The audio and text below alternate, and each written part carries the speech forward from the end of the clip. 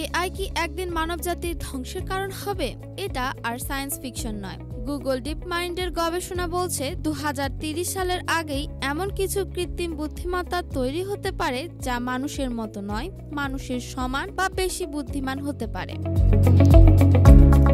এ ধরনের এআইকে বলা হয় আর্টিফিশিয়াল জেনারেল ইন্টেলিজেন্সি বা সংক্ষেপে এজিআই। তবে প্রশ্ন উঠছে, এই এজিআই যদি আমাদের চেয়েও বুদ্ধিমান হয় তখন তারা কি আমাদের নিয়ন্ত্রণ করবে?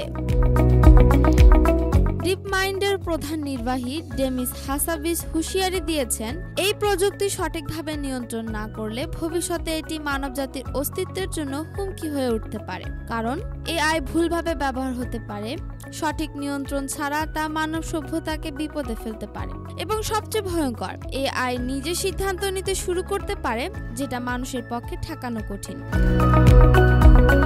2015 সালে এলন মাস্ক ও স্টিফেন হকিংও এই আশঙ্কা প্রকাশ করেছিলেন, একদিন এআই এমন অবস্থায় পৌঁছবে যখন তা আর মানুষের নিয়ন্ত্রণে থাকবে না। গবেষকরা বলছেন ভবিষ্যতের জন্য এখন থেকে প্রস্তুত হতে হবে। এআই যেন মানবতার উপকারে আসে সেজন্য দরকার আন্তর্জাতিক পর্যায়ের একটি নিয়ন্ত্রণ সংস্থা, ঠিক যেমনটা জাতিসংঘ কাজ করে। তবে প্রশ্ন থেকেই যায়, আমরা কি ভবিষ্যতে প্রযুক্তিকে নিয়ন্ত্রণ করব নাকি প্রযুক্তি আমাদের নিয়ন্ত্রণ করবে? Arshia Alam, RC TV.